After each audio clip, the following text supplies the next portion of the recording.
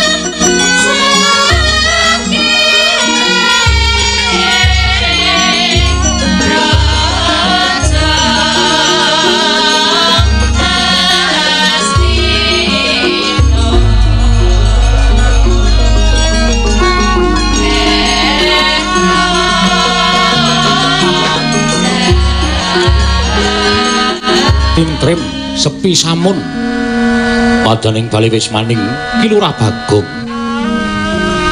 kawis tinggal kathah tangga tepalih ingkang samya mlempak samya tetuguran anengga Ki Lurah Bagong nandhang ruga Ki Lurah Bagong nandhang sakit mongko madal sairing usada dadi bingung sangyaning para kawula Iwadatan Kanten Lurah Semar Nolo Garing Petruk ingkang tansah anenggani gerahing Ki Lurah Bagong nadyan garwanipun Ki Lurah Bagong nenggih Nyai Senuk ingkang tansah muwun nangurung kepepadaning Ki Lurah Bagong dadi katingal tintrim nenggih padukuhan Jurang Porong papan lenggahing Ki Lurah Bagong tanggaping gati Lurah Semar Badranaya Sigra mbuka swasana madaning bali wis maning Lurah Bagong. Dadi kemangun jeneng pangandika ing dereng kababaring lisan.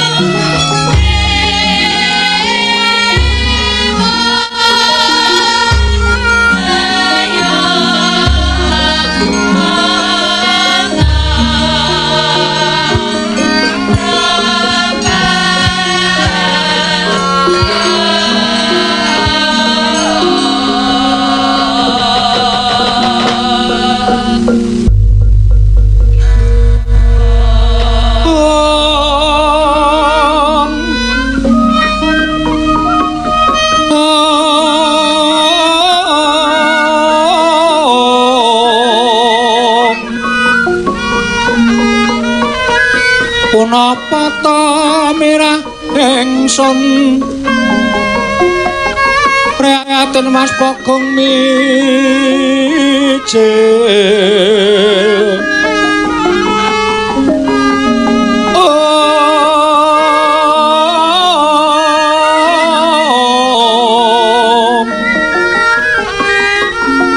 tudak tanpa karya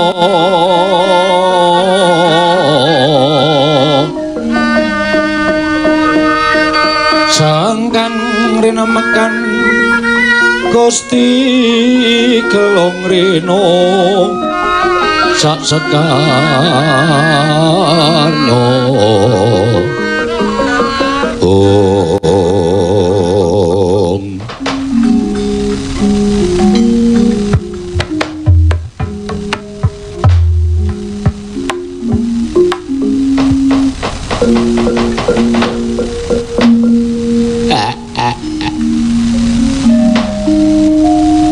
inggih sampun kesangeten to Mas. Wong adat sabenipun sampeyan niku gerah niku paling boten namung luwe. Niki kok nganti meh setengah sasi. Sampeyan boten wungu saking tempat tidur. Mas. Gerahe napa? Saya suwe kula ngematke pendak-pendak. Nuwun sewu wong sampeyan ya wis ora kersa siram. Mboten kersa resik. Anggere kula salini sarunge tenggen. Nuwun sewu tenggen pupu kok enten belang-belang. Monggo saya suwe nek kula wis padhake pendak kula usap ngangge lenga klenthik. Malah abing. Sampeyan niku jane kenging sakit napa lho Mas? Mbok inggih nek nganti keterus-terus sampeyan sakit niku wong lara niku kembange memeng mati. Nek sampeyan mboten nonton kula aturi menggalaken Kang Putra. Si Bobi kali si Bernadetta menika.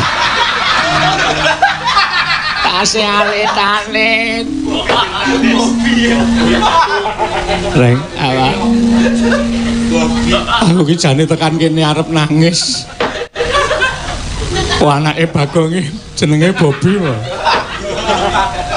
Aku dhewe ya ora ngerti. Oh biasane Bagong iki nek ngundang mindul ngono. Bul jenenge asli Bobi. Sing wedok sing ngumblen kae apa?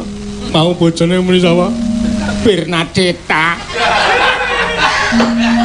Dengkele atos.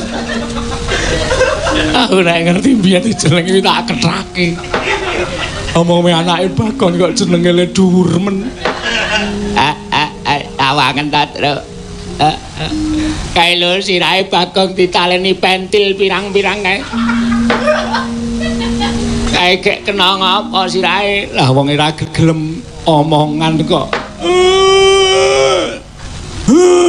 Senok. Dalem Rama. Sing ikhlas. Sing sabar ya. Pancen ya wong jeneng urip ana ning alam padang kuwi sok nampa pacoban. Sing jeneng lara ngono kuwi ya tumrap aku mujudake barokahing sing gawe urip. Disyukuri. Dene bojomu si Bagong isih diparingi lara dening sing gawe urip, dening sing maha kawasa.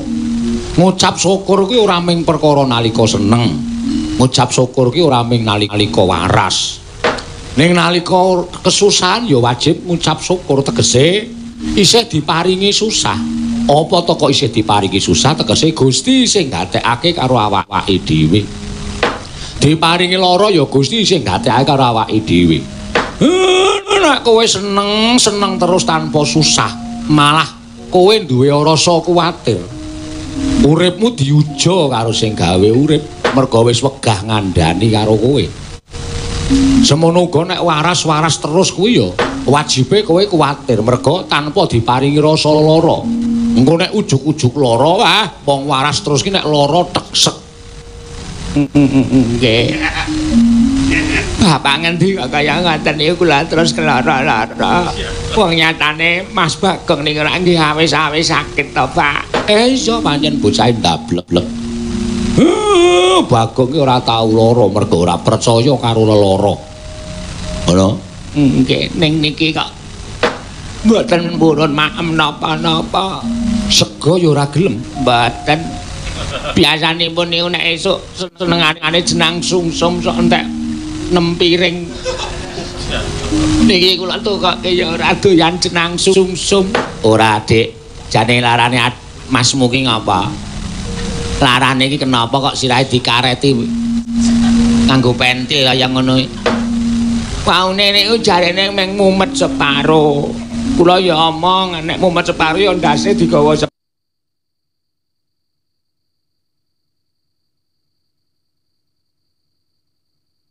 separo wae. Nesu kula dituthuk ketel niki lho tesih tatu. Aku ya kurang ajar wong umet separo kok sirahe kon gawa separo wae ora. Nggih.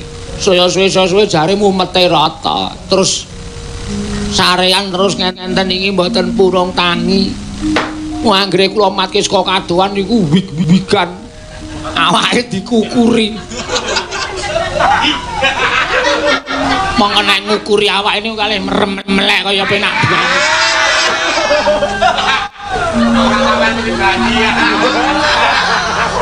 Saya nek esuk kula tangi turu terus adus niku Mas Bagong niku sirahe ditaleni pentil kali tangane mlebu teng sarung karo niku. Lho janjane iki ora penyakit kok, Dik. Iki wong cerobo. Wong Bagong iki ora tau adus, ora tau ganti, ayo wis penyakite kulit werna-werna. Ngenten niku dikukuri. Terus sok-sok omong kali kula niki. No. Kula napa Mas? Wong nyai sih wis lara ya isih gojek lho Mas Bagong niku kula niku ya sok geli ya sedih. Gojeke piye? Kukur-kukur niku kali munino no tak andani no. Ndok apa sing paling enak? Kula ya tak ngerti ta. Ya ndok dadar. Tuh ngene. Ya ndok ceplok. Mas Bagong muni tuh. Terus kula muni, "Lah napa, Mas? Ndok sing dikukur esuk-esuk." Aku iki dagelan nek aku gara-gara karo Bagong ya. Kok ditokke nang omah. Trembelane lah malah dikandhake werna-werna. Amake niku ting blentong niku lho, Pak. Kaya ketemplekan emping. Kulite bekisik nika. Niku nek sedina niku waune enten siji terus pindah dadi enten 3. Saka 3 mengke pindah enten 6, enten 7 lan sawah meh rata yang enten niku. Wah, kuwi jenenge rambak ora kaya. Brabak. Kesiki lalarane iki tekan dindi kok rambak-rambak ora. Wong tuwa nek mung panganan tok. Aku ya ora ngerti jenenge lah. Apa kowe wis nyusul Pak Mantri? Mantri kesarasan kuwi lho sing eneng padusunan. Pak Mantri niku nek kula parane mboten tau teng griya. Duka jare teng pundi kula ora ngerti. Jarine nek tetek teng cedhak pabrik kotang rene kare. Ning wis ketemu, sampun wis diperiksa. Mpun dikeki salep. Oh. Lah terus dalem niku kula singgahke teng dapur. Dapure. Kula nek omong sampeyan ampun nesu lho. Nggih teng dapur niku teng pawon. Lah saking okehe tangga teparo dienggo sikatan tangga kula. Salalepe mau. Nggih. Mas Bagong ora iso tak salepi manggo nyalep gusine tangga teparo niku. Ya wis malah gusine putih-putih. Kali untutune we putih gusine. Jane aku tak takon bojomu ki iso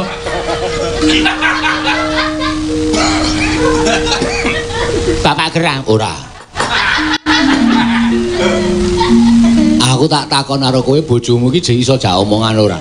Saged nek jane niki nggih menawa mergo ditiliki tangga teparo kalih dulur-dulure iki terus alem-leman. Weh, ayo coba kowe semingkir sik, aku tak omongan karo bojomu.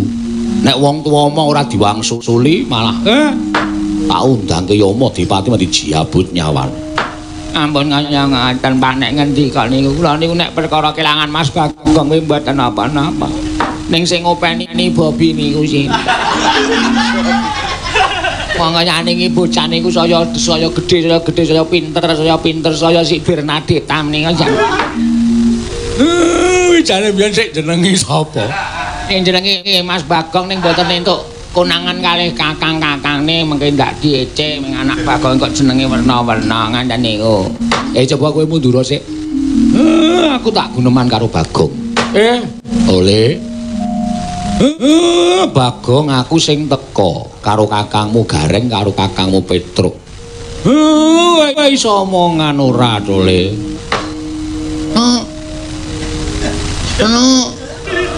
Ora wandan Jawa. Nek kira-kira dayae ora nggo apa-apa kon minggatno. Niki Kang Rama Bapak Semar karo Gareng karo Pakde Gareng Pakde Petruk.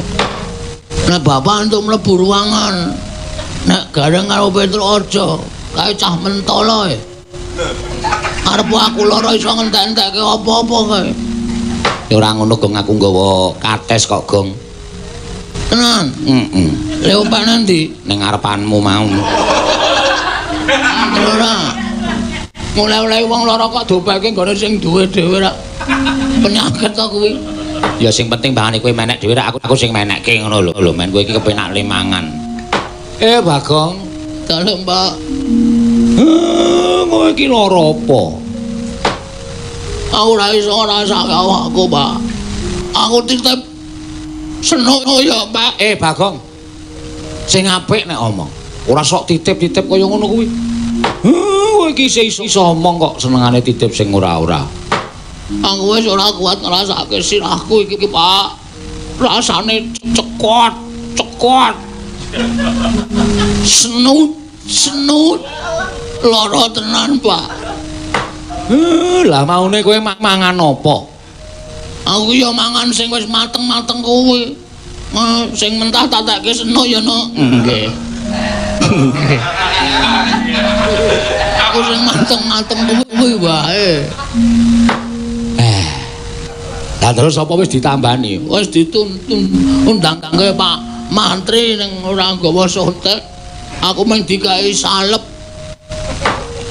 Awakmu kok ting groweng kaya ngono kuwi? Aku dhewe ora ngerti kok Pak, iki maune mung mlentring cilik. Tak ukur pecah banyu, jebul banyune iki nek tiba ning awak sing waras dadi mbrabak. Lara tenan, Pak. Aku jare sok tok ukur. Dek mbiyen dek urung nyanyah.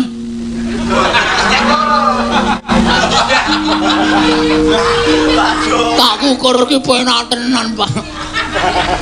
Nek wis nyanyah ya wis perih, Pak. Lara tenan. Awakku panas kabeh. Tensiku tinggi, Pak. Iya. Gula darahku munggah, Pak. Iya. Kolesterolku. Ora iso ngarane kok. Apa jenenge? Kolesterol. Kolesterol kok kolesterol nempel raimu ki, Pak. Kolesterolku ya dhuwur, Pak. Duh, lara tenan aku nek ngrasakake kanan kaya ngene iki kok tambane apa, Pak? Tambane apa? Apa kowe mentolo nyawang aku ngeteh-ngeteh kaya ngene iki ra nyambut gawe? Nek aku ra nyambut gawe bojoku mangan apa? Anak-anakku mangan apa, Pak? Kudu dhewe ya bingung, Bagong. Ah, lanjur kudu piye? Jare kowe iki dewa, Pak. Jare kowe iki Sang Hyang Bathara Ismaya. Mbok ya semedi ra ketang sedhela, Pak. Semedi ya manteng pangestimu. Nang nganti aku ki cilik ora iso mari gedhe, nganti aku ki almarhumah. Almarhum tok ora almarhumah. Almarhumah ki wedok. Soale aku dikubur nang kuburan wedok. Oh iya wis ngeyel ora. Almarhumah. Sapa sing ngopeni anakku? Sapa sing ngopeni cintaku senok iki, Pak? Kowe mentolo, Pak. Terus kancane Gareng sapa? Kancane Petrus sapa nek gara-gara? Apakah hanya sampai sekian cerita dari kesuperheroan Ketua Pemuda Karang Kedempel, Pak?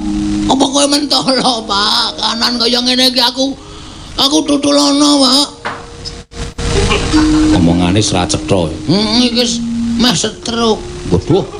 Kok rumah saku kok anggere wong cilik kok malah diwedeni penyakit to? Penyakit iki ming awake ting blentong kaya ngono kok nganti tekan stroke barang. Kula nyuwun dipun tulungi, Bapak. Kula ingkang putra mantu pun senuk nyuwun supados Mas Bagong nika dipun paringi saras, Pak. Semareka den prayitna semulire seka bali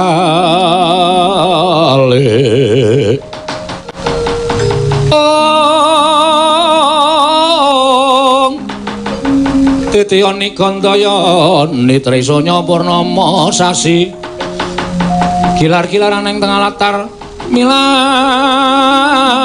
lintang Bima Sekti bilang lintang Bima Sekti ing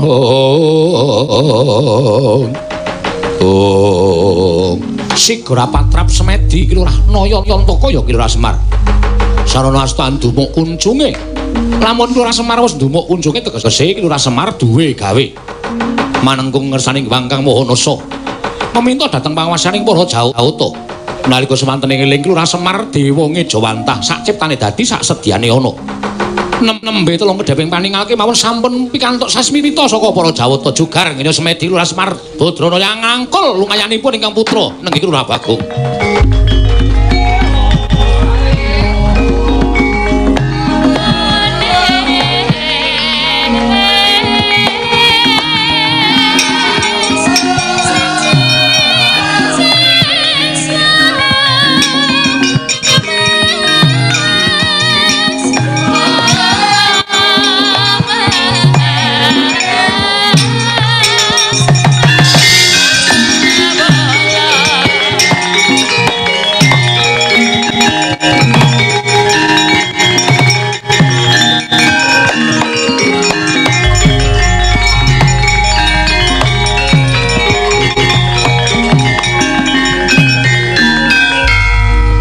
Tiyone Gandayane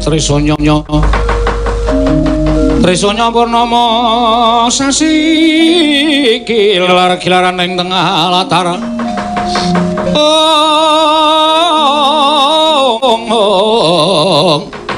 kilar-kilaran ing tengah latar milang lintang Bima Sekti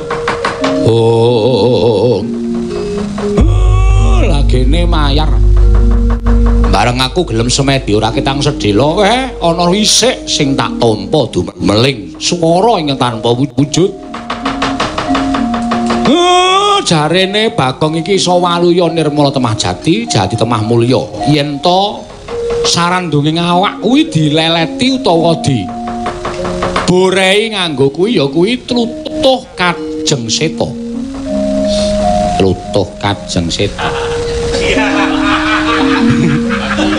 tlutuh Kajeng Seta kuwi apa Pak aku dhewe ora ngerti ning sasmitane pancen ngono kuwi dene anane kuwi mapan ana ing kahyangan mula wektu dina iki sapa sing kira-kira iso munggah ning kahyangan nyuwun kalawan Bathara Guru ora ketamung setitik wujude tlutuh Kajeng Seta iso dadi srana nggone Bagong kuwi waras wiris bali kaya wingi uni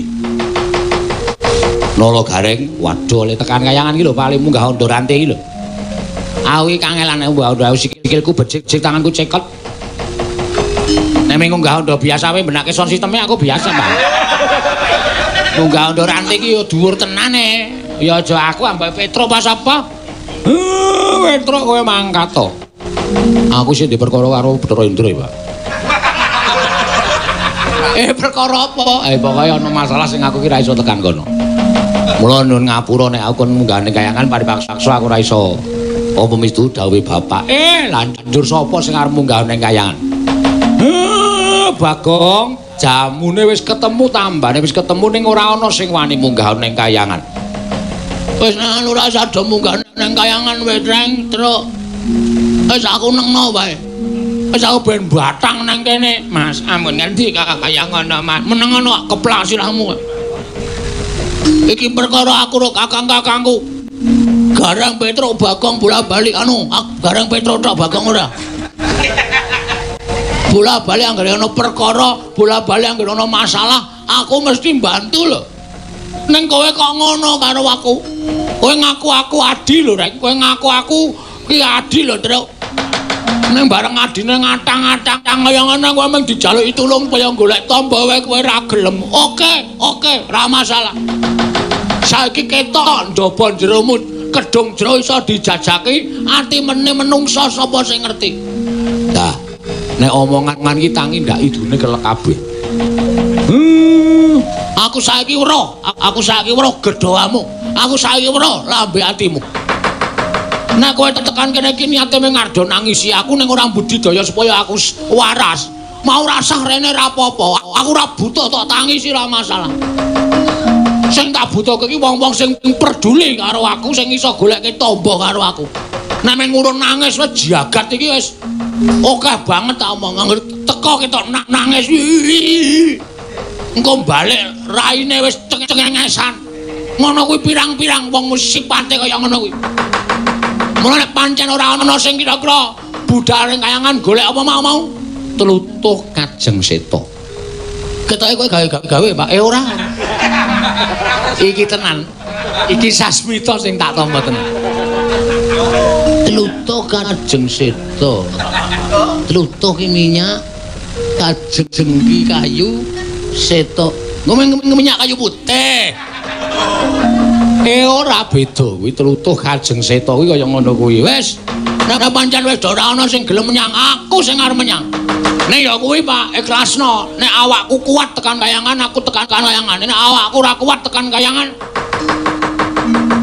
ilang-ilangan ndok siji ikhlasno kowe kelangan anak dina iki Pak kula nderek nggih Mas pokoke sebaya mukti sebaya mati panjenengan nek nganti minggah teng kayangan mboten dugi terus sampeyan sida teng mergi kula ya suduk salira lahir batin nggih lajeng pados priya sing kersa nyuduk kula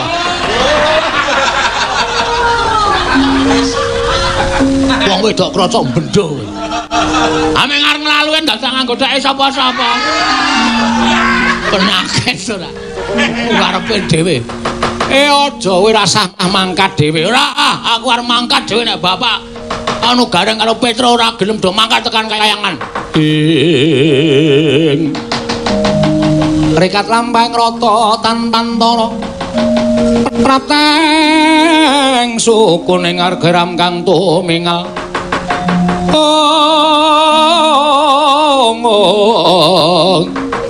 Ram kang tumingal dendeng saingga praja. Dereng kantos parepos sami Mbawacana. Katrenjo rawuhing para Pandhawa Wanata Ndrawati karya kagat sang ya para punakawan wae.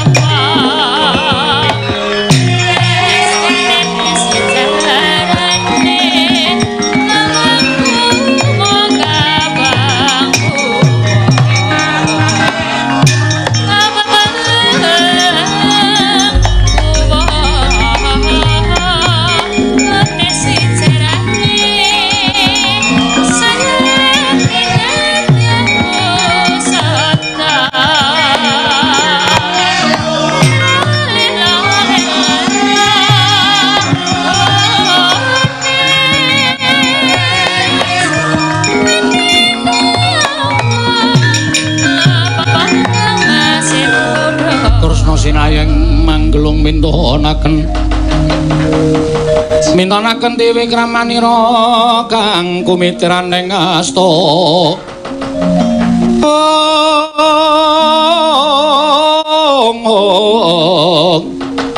Kang kumitraning astaning asta.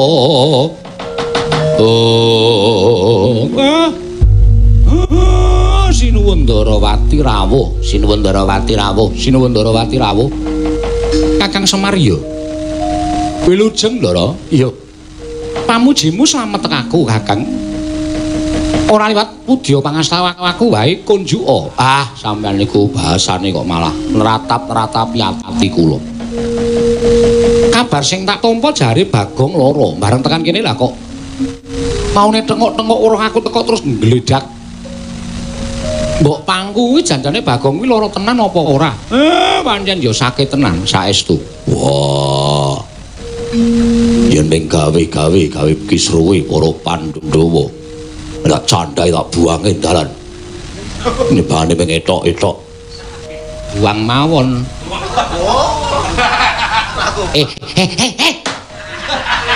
Wong loro kok iso jabut jenggot. Kakang Semar Bagong menang apa Kakang? Bagong mbok tangi. Tangi ndaramu rawuh. Ndaramu Ndara Kresna, Ndara Werkudara, Ndara Janaka rawuh. Wah, ana pengarep-arep iki. Nek ndara-ndaranya Bagong iki nggo mriksa. Wah, ya Truk ya. Apa ditampake, Truk? Tak tampane dhewe, tak tampane. Wong ngono tok tampake, atok kiyak-kiyuk tenan. Cah nekat iku. Bagong, dalem. jarene kowe lara. Nggih, pancen pun kula pasang teng prapatan-prapatan. Pun kula pasang teng pertelon-pertelon kula tulisi Bagong dalam keadaan sakit. Iya. Aku nalika semono dengar mlebu ning tengahing alas lah kok weruh ana tulisan ingkang dipasang ana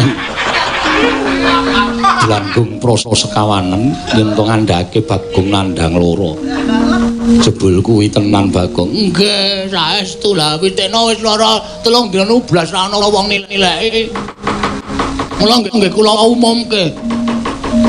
Ora jane kowe lara apa?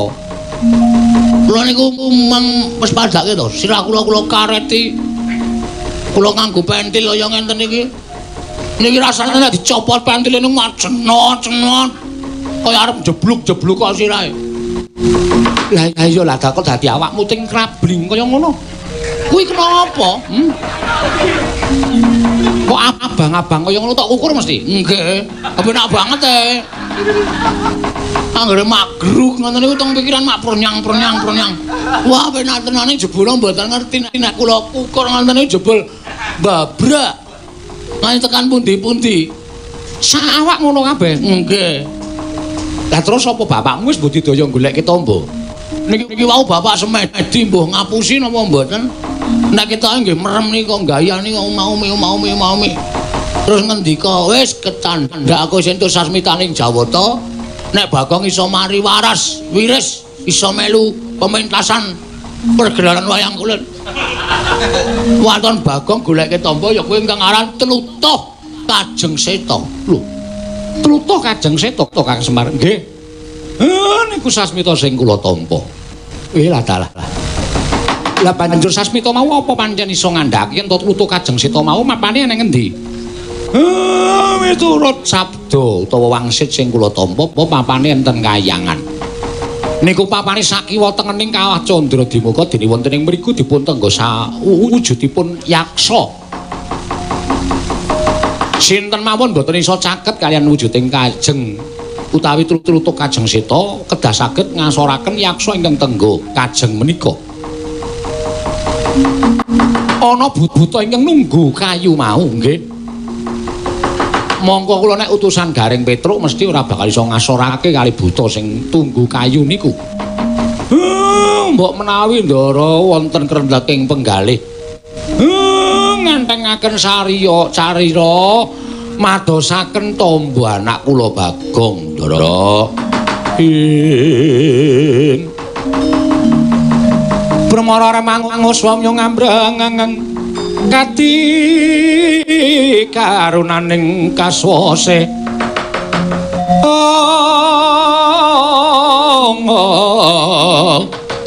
yaneng marga mamalatkum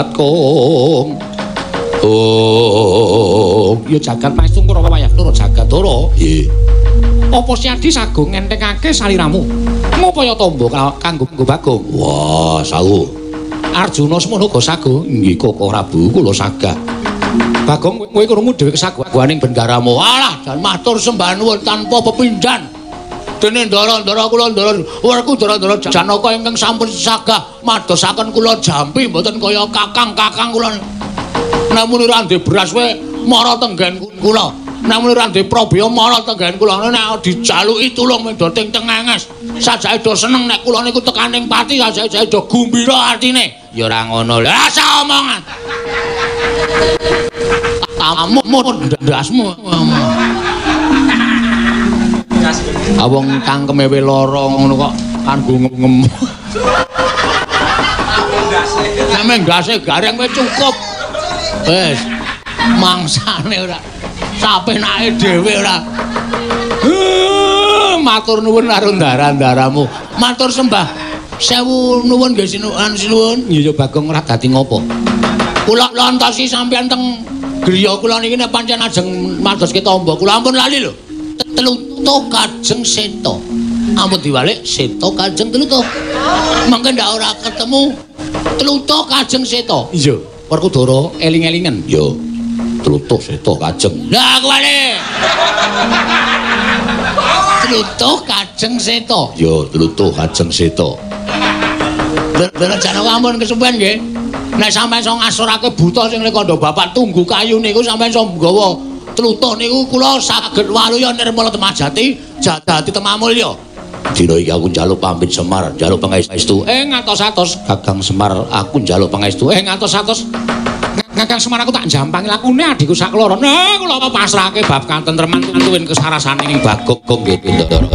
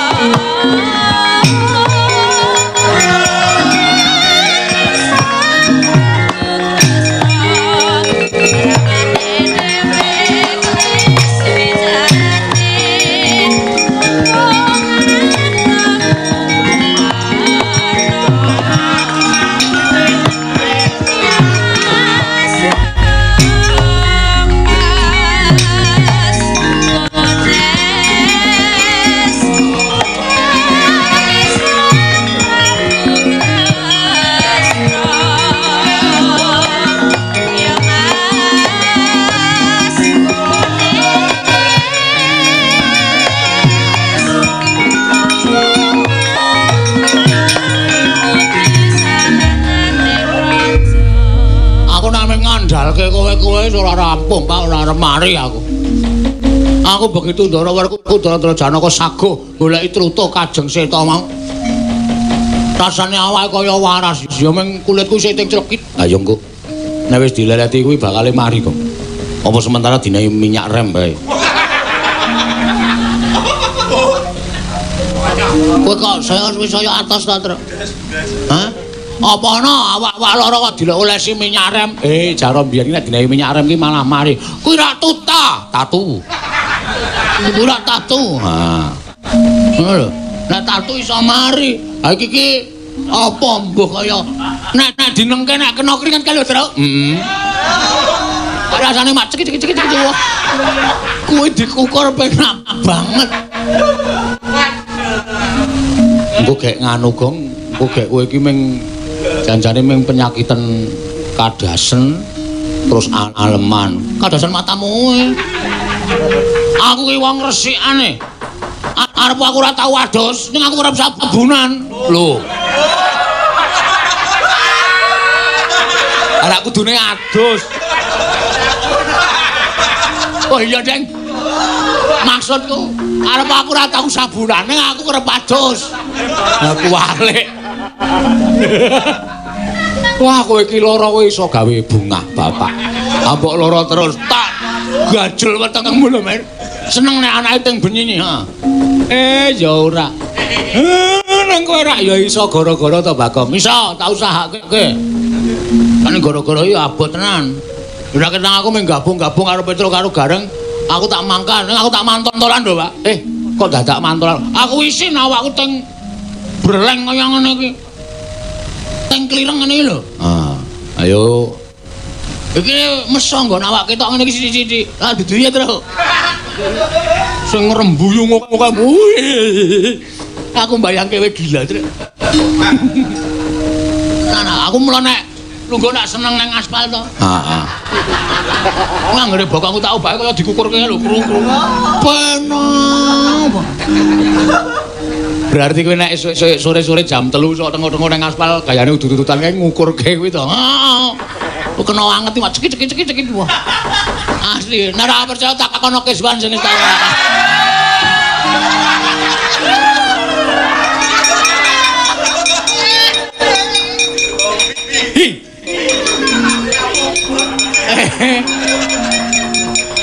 Wis. Kok ketularan dhewe apa ya kowe? Wis tau nganggo sandangane apa urung? Urung yakin aja jek aku nganggo sandangane dhewe. Nek wis nganggo ketularan mergo kuwi ketularan iso liwat keringet. Aja. Iso liwat keringet to? Iso. Wah. Perlu didelok, Truk. Heeh. Kangre bojone Keswan wis wig-wigan aku iki.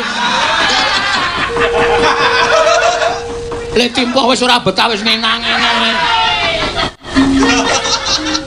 Wis ayo padha netepi kewajiban karo ndongake ndaramu men entuk kasembadan entuk asil nggone nggayuh ya kuwi tlutuh kayu putih. Nah konan wae.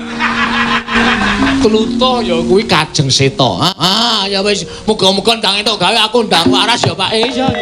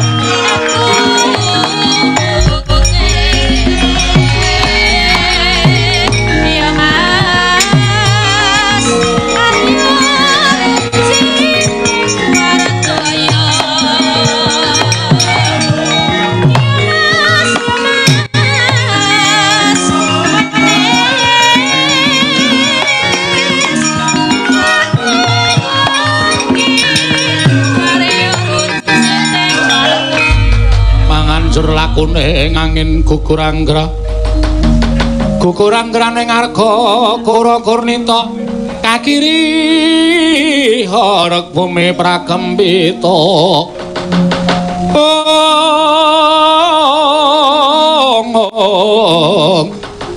patulung mangambak-ambak udanan lesus warpino usus Tara Arjuna luntur maring Adawu.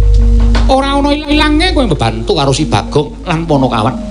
Jer nyatane Panakawan kuwi wis gedhe, lelabuhe tumraping para Pandhawa. Ngeling ana dok nalika Pandhawa isih timur, Pandhawa isih jejaka nganti tekan saiki ora nate pisah lan para Panakawan. Mula bot repoting Panakawan uga dadi kewajibanmu ya, Yayi. Ya mestake dawuh. Pun Kakang bakalan jangkung tindaking Siadi sakloron marang Kaimangan. Siadi enggalo agahan nututi lawan tindaking pun Kakang Indrawati. Ora sandadak kuwatir kowe mangkaton dhisik aku nututi karo Jlamprong. Werkudara ya Arjuna mengkono. Koko Prabu laturi tindak ngrumiyini dhateng rayi kekali.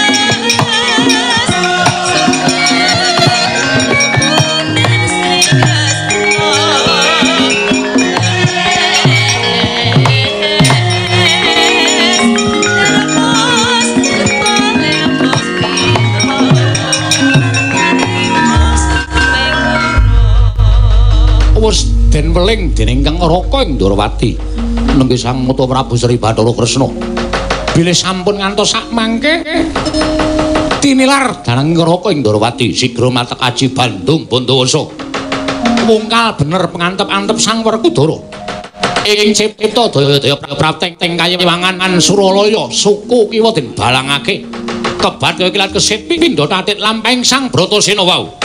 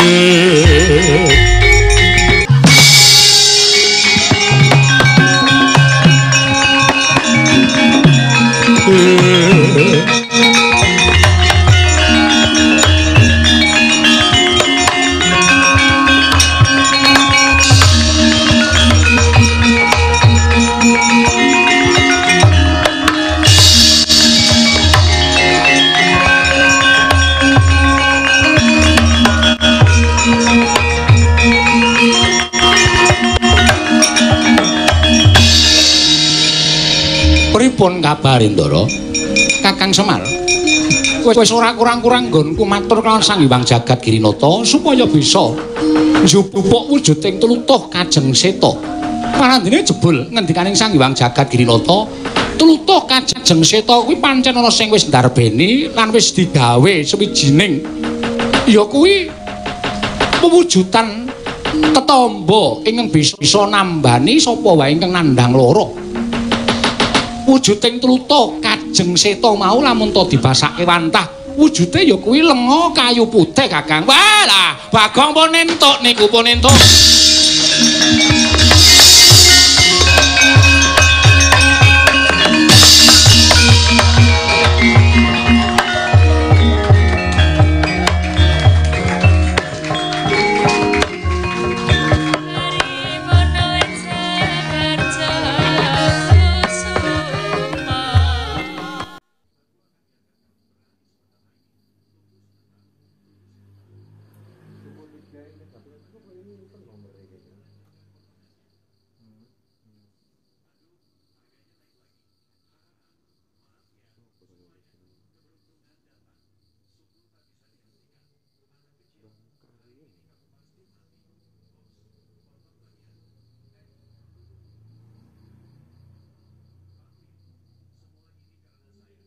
Iki yang iki dan cerita ini.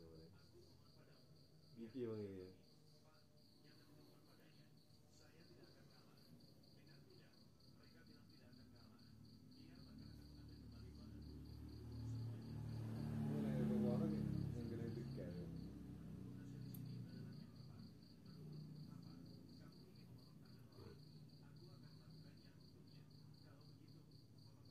Anggap itu senggang.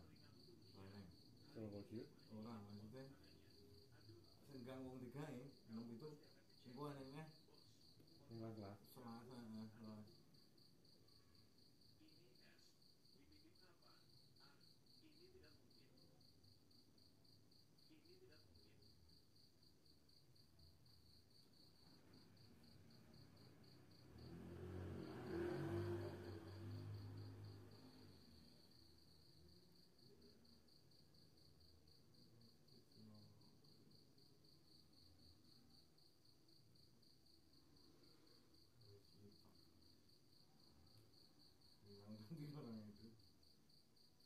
Kontrian pikir loro tak loro papat lah. Iya pun 48 buat oke menonton wele nonton nonton celeng lah. Terus cerita iki. Nonton ketian. So, mati mana tahu. Mati pun mau nonton celeng tolong betul ya. Bau rong jam. Jadi kecil aja ya ketengah ya nih. Iki lah sing kita ngamu ya. Tak video.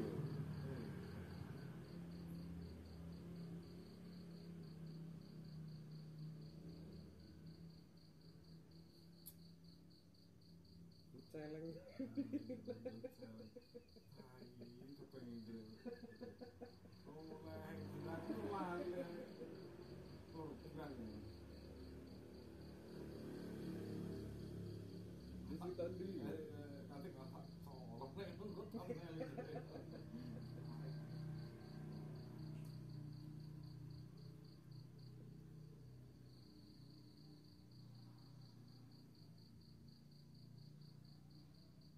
Kita tak ada lagi.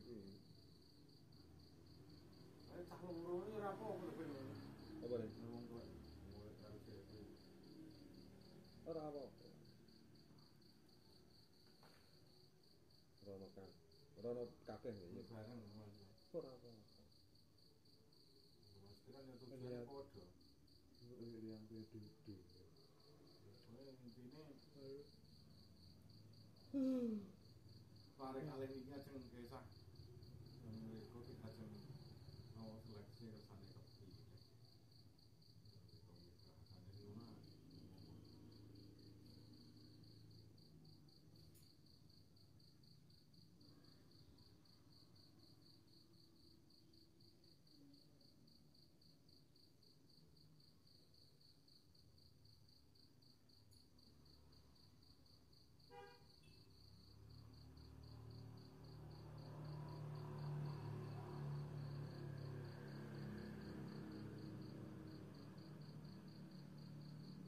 piro sih? Bener. Jam 09.00 ya. Iya. Piro kasih.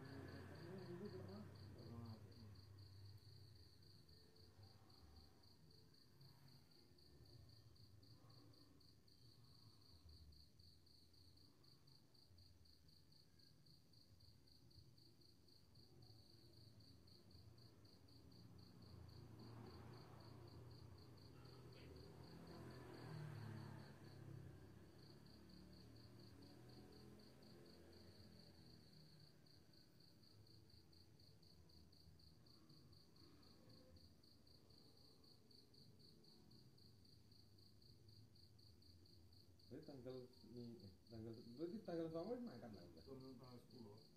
Mangkat ya? Iya. 10. Karena sedino jam tanggal 12 seleksi kan.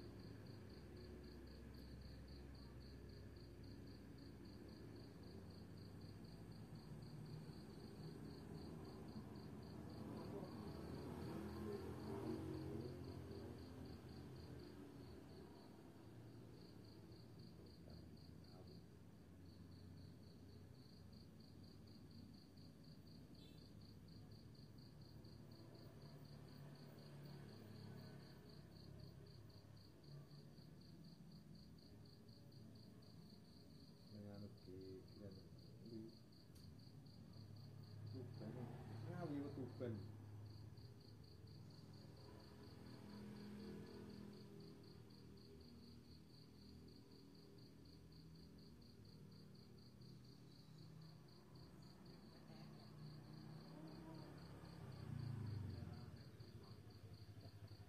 Saya berat munggah. Ya, tak jauh. Dekat-dekatan.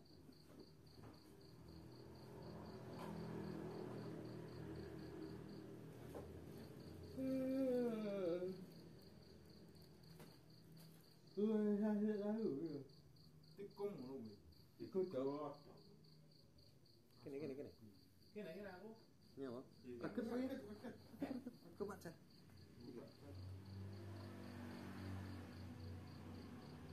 Ini dikatik, oke ini udah sejarah katik kuwi. Macak tengah-tengah lemot, oke. Apa? Iki master man. Terus tak hapus enak nih. Enggak sih. Iya, enak nih. Ya, krengane. Gadung ini kayak gula ya? Wis ana gula nih, tapi tambah ono. Ana gula aren to ning kene. Enak. Nah, yuk. Iki gulanya ya? Iya, gula batu.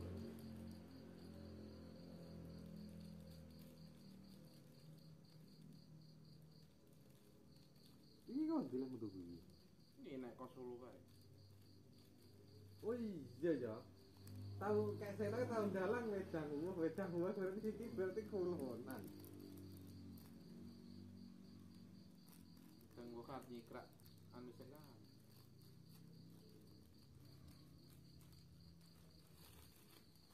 Ya, nah saya Panitia bagian kursa. iya.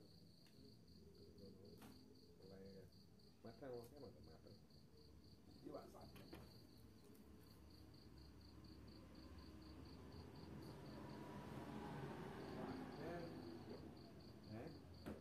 Wah, ya. Wah, sapi ulek. Ulet wae kan. Iya. Sapi tuwek kali. Dari kurung katut. Dari kurung katut. Seleksi Mas. Anu, siapa? Siapa katut. Siapa hitungan kalau PT gitu. Kata-kata yang tersaring dan bisa didatangkan ke itu mengikuti seleksi pabrik vaksin seluruh. Jika ada sebuah yang berhalangan hasil mohon konfirmasi paling telat tanggal 9 Juni. Terima kasih. Muhammad Fajar Rizki Mubarok Titik Pramono siapa ngisor di Riko ora kan? kuwi sing ketompo isian iki aku petongan karo PT isian. Riko to ya. Lagi ya. Kok anu.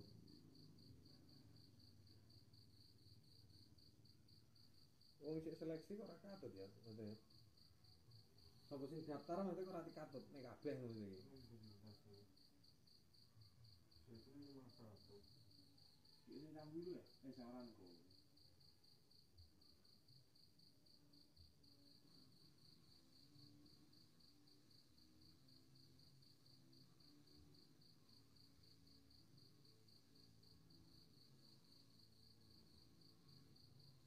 Ketompo ya wes nanti.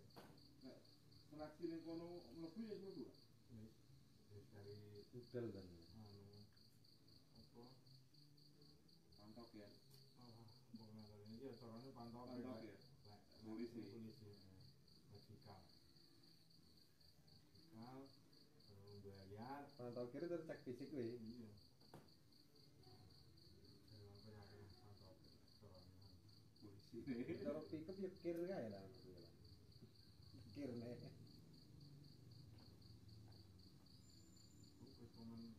Ketemuan PT ini.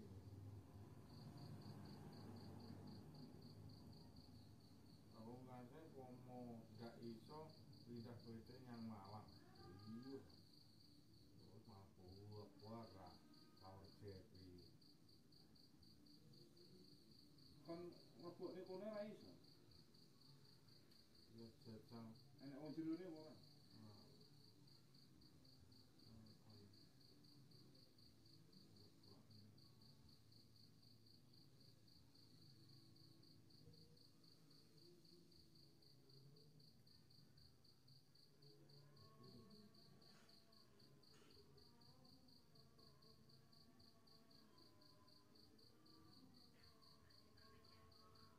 Anti rempet gitu.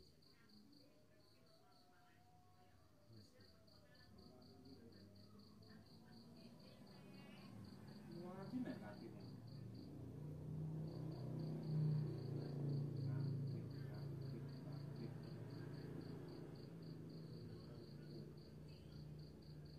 Berarti HP mungkin kok duk non neh.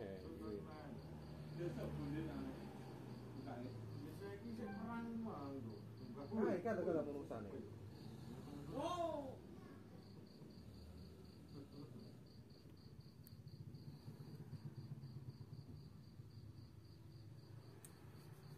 Ini juga seorang bercerita kita nak mengaku. Kok parane rono anu, kita colek iki ora tahu. Iya, orang kok. Malah nek gelem ta. Kan cuma biar ya ta. Memplau 3 anak muda HP telu. Kok parane sih? Iki tak pokoke bocah iki. Sileh. Kembuli sargo. Latihan sopo kuwi. Ngono dong kok aku malah diajak.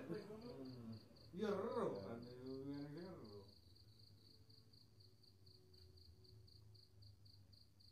Bayangane hujan terang pelatih iki bocah anu kok. Watagung. Watagung itu watagung kali bulan iki dalan yang munjungan lho. Iya. Apa arahnya munjukan lho. Tapi nek ra bisa. Kuwi iki jere udan terang yo teko satu anu pengen. Ini berarti. Lagi gitu ya. Nek Mulai jalan. tipe.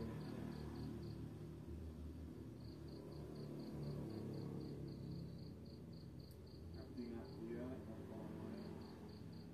Enak ngeloni dulu. Sektor iki bocah loro ngono lho jere. Saya nggak sanggup ya. Keluar keluarga. Embo kuwi. Sanggup mumpung aja. Mau keluarga ini. Kemana awane wis bar buluk kayu apa ngono. Bar buluk kayu awane.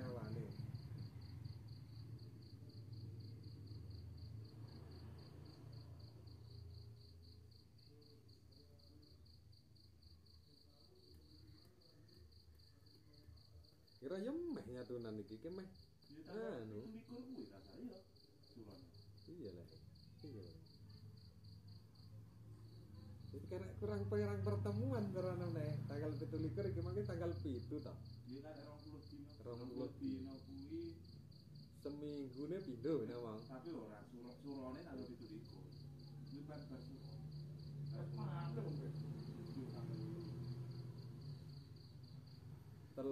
Loro kurang 6 pertemuan ada 7 lah. Garap ora. Ndak selek digarap ning turu ngono kuwi. Aming kon sambatan nandur porang ning ngelahan ning ndi ning petung. Nggone yo ngerti. Ya nek anune paling asete wong Israel kuwi paling. Apa sing ati dhewe kaki pangga ya? Tuh. Siji nek. Ning petung ning iki lho niki wedalan ning arep kaya sati tulus lho. Nenggir kono bali desa kan rata-rata ning bakul empon-empon sak sembarang kali lho iki sing mlebu iwo. Bungi wo. Ning pasiran kira ngono ya. Jare ning yang arah Seminang. Apa dia sing kae sing nyurungi angkong barang kae, Pak? Pokoknya pas wonge bunden ke story minggu-minggu Karno gorok-gorok.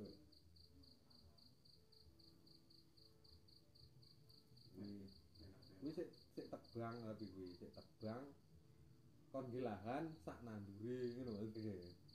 Lahane ya wis kuwi, bibite wis eneng ngono. Oh yo. Ambo 5 tahun ya.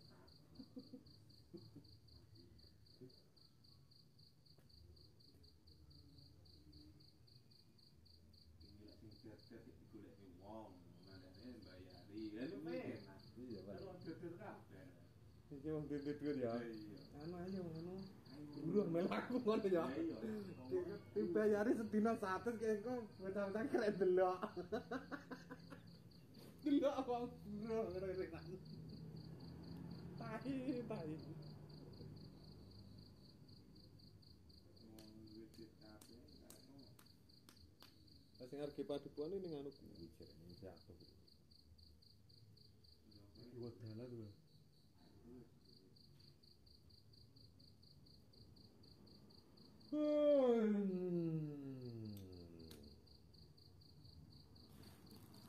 Iki takrane sepiro iki, Mang? Satu sendok, 2 sendok. Iki godhoken kabeh, sitok ae. Sitoke sak ada. Ada ini. Pirang gelas? Oh, kayak gelas to. Ukurannya iki? Lah mungkin nek kadung dijoki. Dar anu. Aku wis nggak ngomongan. Dang. Oke, kowe dang ora? Aku yo priye? Monggo, aku yo ngrasa.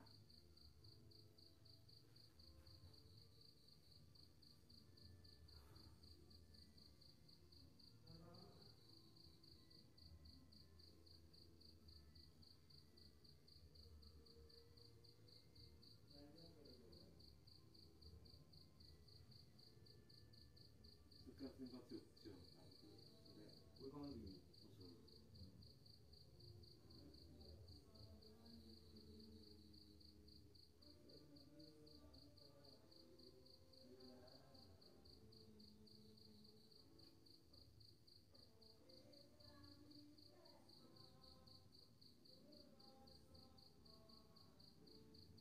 Atane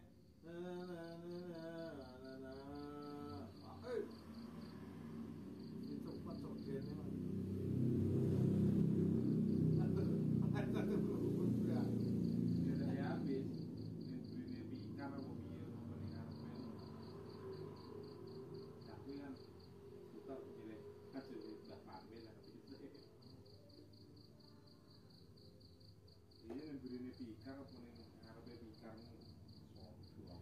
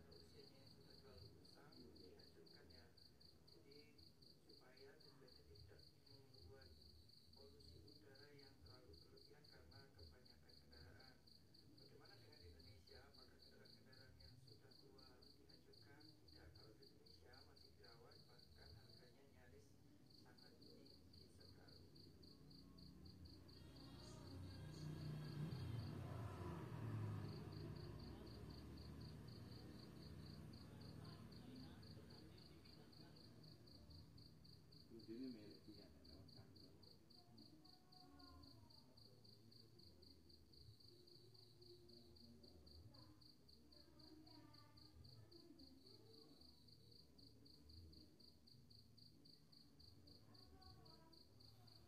makan-makan iya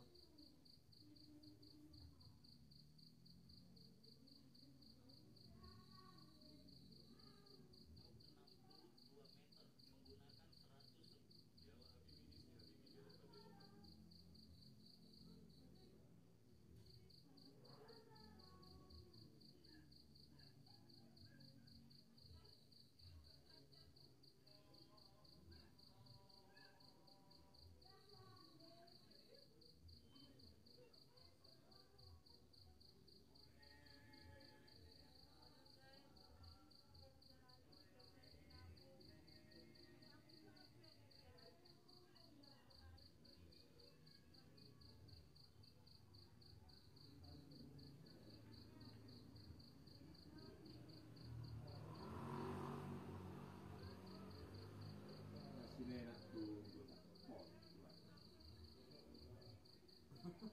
nyeleng sing celeng dia ning isine udah dibuka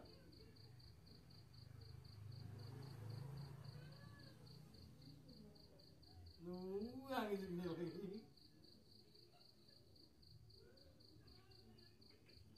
nyeleng yo nyeleng duwe ning ngono entek bisa nunggu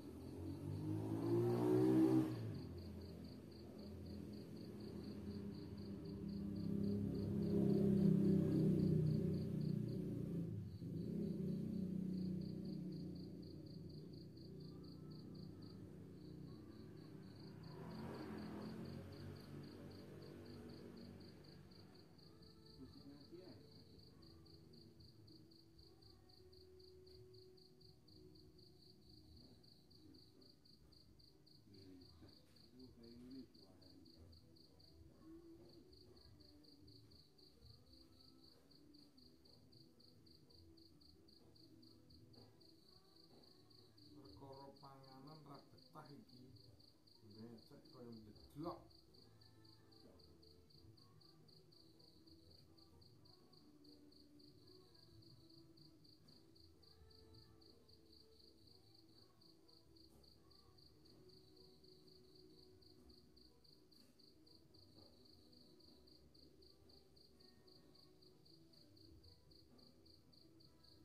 besok paling besok sampai.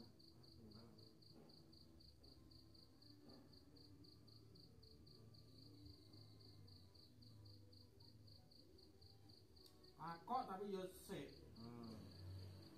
Tinggal pausi. Tinggi foto ini kalau yo sik iki.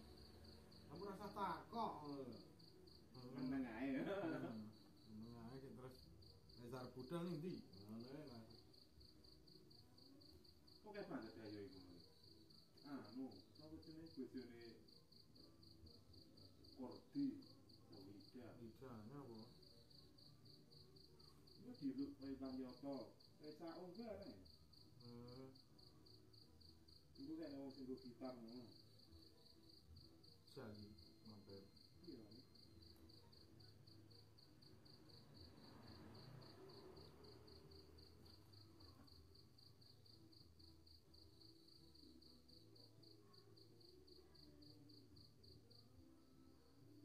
Rong pepak engkas meh iki cilik-cilik itu. Dah duit ini. Coba ya. Tak komeni dan keren kene lho, Bang.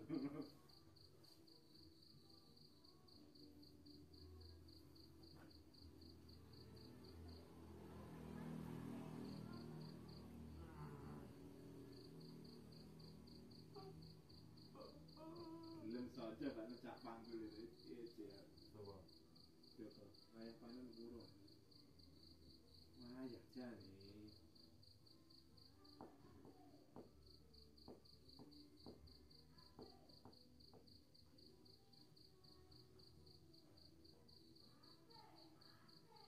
Asik.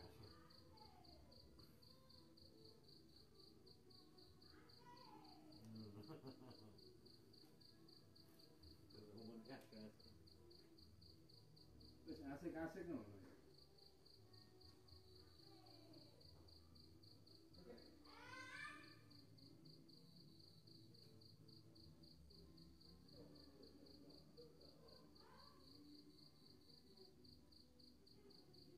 Berdulu.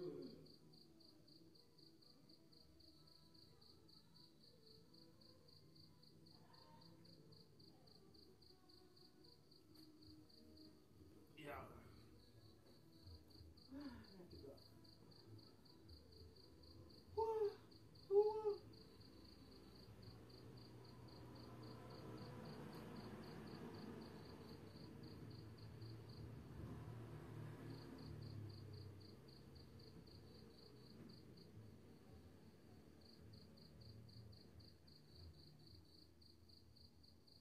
Utang game slot orang. Coba. Utang game slot. Grunyer. Iki apa lah HP ini? Weh. Ya.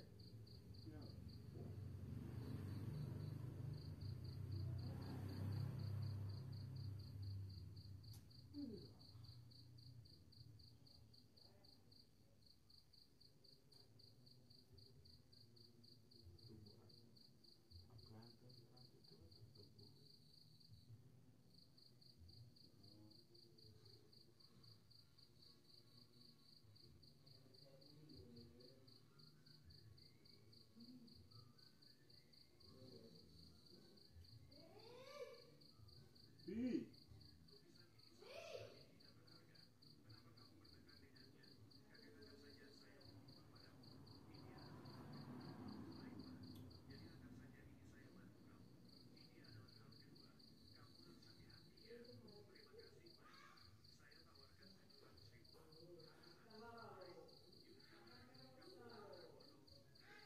Yuk, ke dalam enggak? Enggak, tinggi. Barang, pokoknya orang sing masalah. Urung bayaran. Jawab. Kira-kira tinggi. Cuma masalah. Murah masalah apa? Pokoknya aja bawor. Bawor. Pas itu.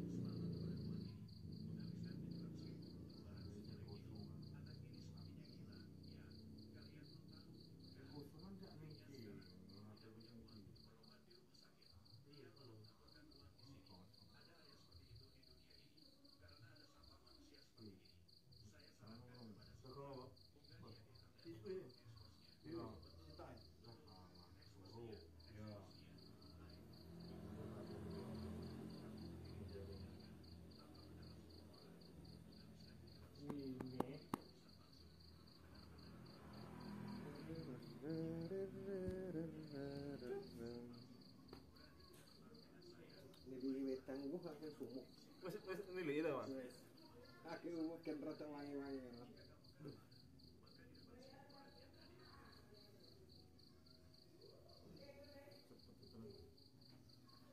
Timbang dangdut suwi.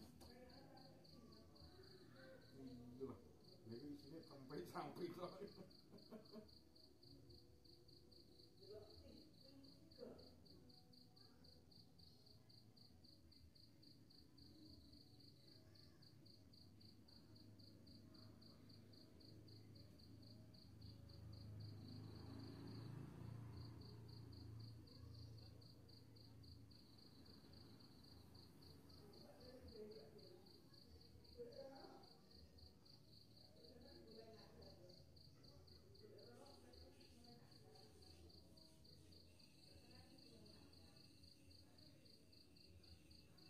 Aku roh apa? Pageng ngene nyamun kok kudung ngono. Urung tamat. Iki koyo anu ngono lho. Koyo kayu. Kayak ini anu. Iya. Pos. Tapi aduh, kayak semene-mene iki.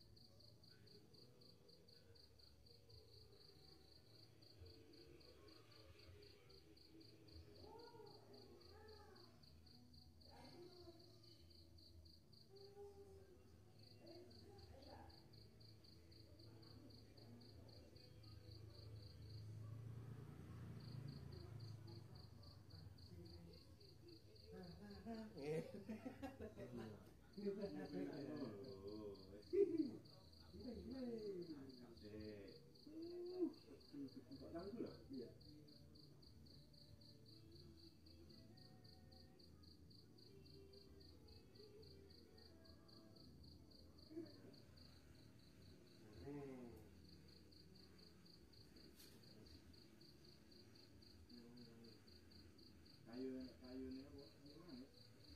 Apa kok bengkok seruput kowe? Ayo boleh iki. Ya ilmu selamat ya saya.